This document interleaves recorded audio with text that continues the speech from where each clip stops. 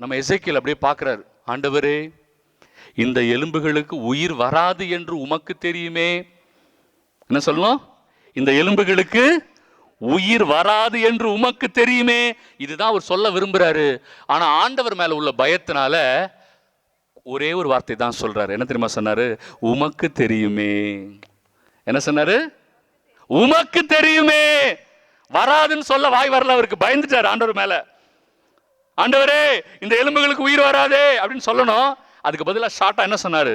உமக்கு தெரியுமே. ஆண்டவர் கவனிச்சிட்டார். ஏய், உயிர் வராதுன்னு நீ மனசுக்குள்ள நினைக்கிற எனக்கு தெரியும். நீ இந்த எலும்புகளுக்கு இறை வார்த்தை சொல். என்ன சொல்லு? இறை வார்த்தையை சொல். யாருக்கு சொல்ல சொன்னார் ஆண்டவர் இறை வார்த்தைய? யாருக்கு? காஞ்சி போன மஜ்ஜை இல்லாத உலர்ந்த எலும்புகளுக்கு. அவர் கேட்டிருக்கலாம் யாவை கிட்ட, யாரும் இல்லாத கடையில் நான் யாருக்கு டீ ஆத்துவது? கரெக்டா? கேட்டிருக்கலாம்ல. யாருமே இல்லையே, நான் யாருக்கு இறை வார்த்தையை சொல்வது? ஆண்டவர் சொன்னார், யாருக்கு இறை வார்த்தையை சொல்ல சொன்னாரு? உலர்ந்த எலும்புகளுக்கு சொல் அப்படின்னு சொன்னார். அவர் இறை வார்த்தையை போதிச்ச உடனே என்ன தெரியுமா நடந்துச்சு?